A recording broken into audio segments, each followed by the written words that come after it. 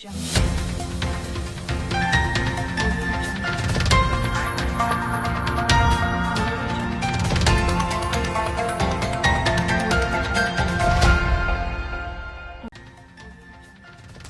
de Sotraman ni de taxi à Bamako ce mercredi 17 février à cause de l'arrêt du travail des transporteurs en commun, une situation qui paralyse la capitale malienne.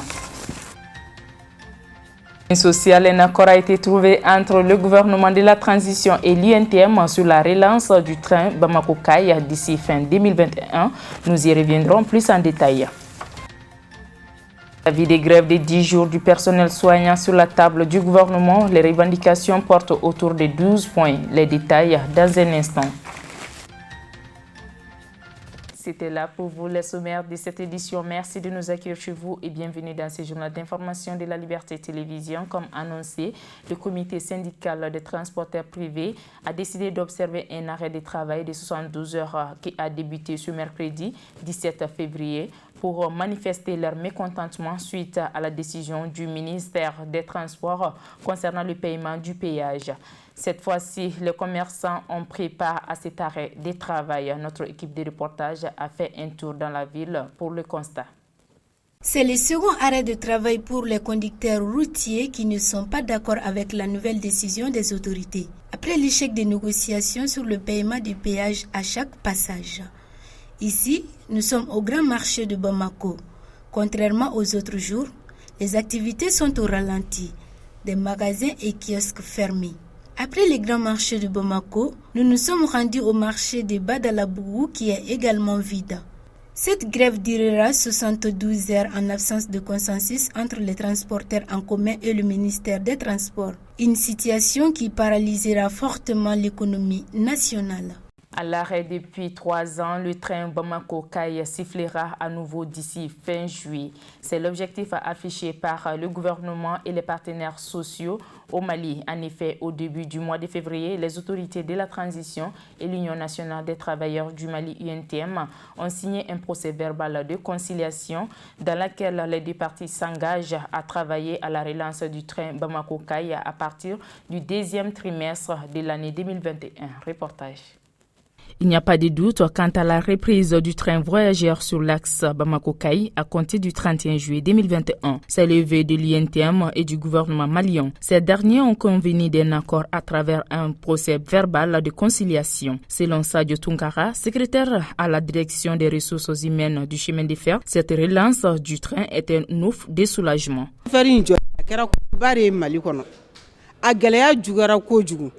An yɛrɛ musow tiɲɛ na an bɛ an danga so bi an tɛ sunɔgɔ an b'an danga so an tɛ sunɔgɔ ni yɔrɔ in kɔni sera ka wuli tiɲɛ na a bɛ diya an ye kosɛbɛ an kana baara kɛ n'an ye baara kɛ o de bɛ diya an ye kosɛbɛ ala ka yan yɔrɔ wuli gouvernement mɔgɔw k'u hakili to an na kosɛbɛ sinon semaine de fer sɛgɛnna dɛ an mɛnna so kɔnɔ tiɲɛ na sokɔnɔsigi lege foyi t'an na. Face à cette nouvelle, Ibrahima Koulibaly, secrétaire général de la section unique UNTM du chemin de fer, a rendu un vibrant hommage à la centrale mère qui est l'UNTM pour ses combats menés avant d'exhorter les autorités de la transition à veiller au respect des engagements pris.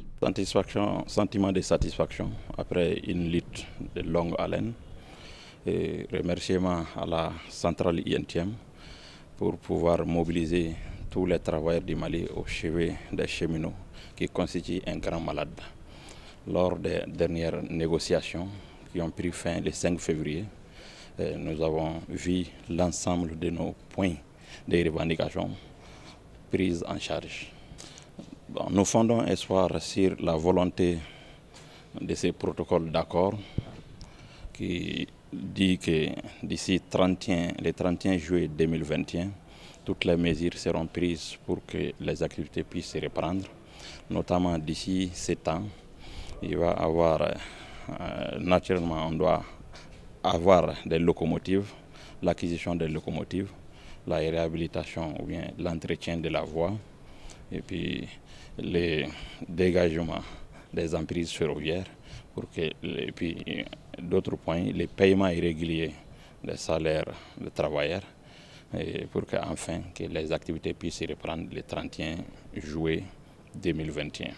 D'ici ce temps, nous avons le moral au beau fixe Parce qu'au jour d'aujourd'hui, nous sommes convaincus et conscients que du début de cette lutte jusqu'à aujourd'hui, nous sommes assistés par notre centrale, nous sommes assistés par notre syndicat national des travailleurs et à travers ces deux institutions syndicales, tous les travailleurs du Mali sont mobilisés autour de la question ferroviaire.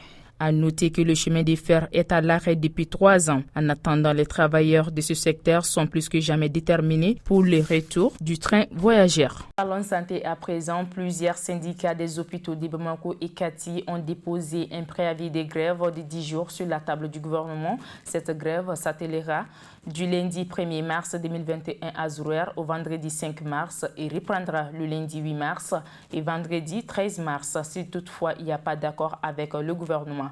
Rappelons que les grévistes revendiquent l'amélioration de leurs conditions de travail.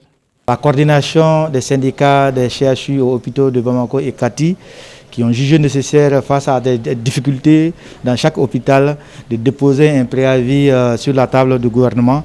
Et ce préavis comme mot d'ordre, dans ces préavis, les points de doléance sont entre autres pratiquement la question de la pandémie de Covid, les rémunérations des agents impliqués dans la lutte contre la pandémie, aussi la dotation de chaque structure des équipements de protection individuelle qui est aussi importante, surtout les gels hydroalcooliques, les masques, etc., etc.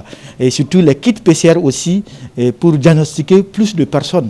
Et parmi les doléances aussi, il y a ce qu'on appelle la question fondamentale au niveau des 3 hôpitaux, notamment l'hôpital du Point G, l'hôpital Gabriel Touré, l'hôpital dermatologique de Bamako, qui est la question foncière. Et ces structures sont confrontées à des problèmes fonciers. Donc les agents de santé ont payé leur argent. En contrepartie, ils devraient percevoir des terrains, mais au jour d'aujourd'hui, c'est problématique. Ils n'ont pas ces terrains-là, donc nous demandons vraiment la restitution de ces terrains. Et entre autres, il y a ce qu'on appelle la question fondamentale des plateaux techniques. Vous savez, aujourd'hui, le gouvernement de la transition se lance dans une dynamique vraiment de construction des hôpitaux dans certaines localités du pays. Et nous ne sommes pas contre, et c'est vraiment salutaire. Mais les hôpitaux existants déjà ne sont pas fonctionnels. Donc moi je pense qu'il est aujourd'hui important de rendre opérationnel, de rendre plus actifs ces hôpitaux-là pour recevoir autant de malades possible. Parce que les malades au niveau du Mali souffrent aujourd'hui vraiment des manques de prise en charge par les spécialistes dans ces hôpitaux-là. Et si vous prenez l'hôpital du Point G, il y a le problème des scanners, il y a le problème de laboratoire, les réapprovisionnements du laboratoire, et il y a aussi au niveau de la pharmacie, il n'y a pas de médicaments. Donc, et il va de soi au niveau de Gabriel Touré. Il y a ces mêmes problèmes au niveau de Gabriel Touré. Il y a ces mêmes problèmes au niveau de l'hôpital dermatologique, surtout avec la pandémie actuelle. Et ça, c'est quelques points aussi, parce qu'il y a le problème aussi des billets appartenants. Et ces billets appartenants sont lésés dans leurs droits, parce qu'après la suspension de la convention hospitalo-universitaire, il n'y a pas eu d'autres conventions. Et pour nous, s'il n'y a pas de nouvelle convention, l'ancienne convention doit continuer.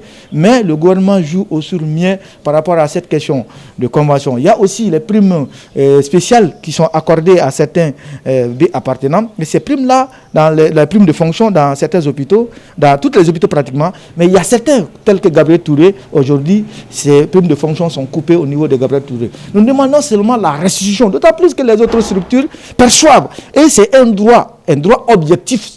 C'est un droit objectif. Donc, ces gens-là doivent repercevoir vraiment leurs primes.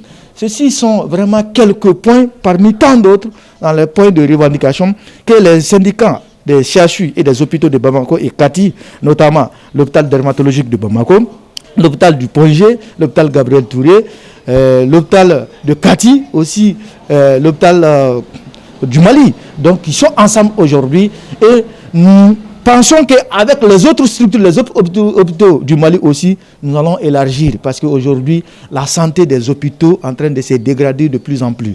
Donc, il est temps que nous-mêmes, nous donnons la main et pour booster vraiment, aller vers le gouvernement, essayer vraiment de faire le maximum possible pour qu'on puisse relever ces hôpitaux-là à hauteur de soi.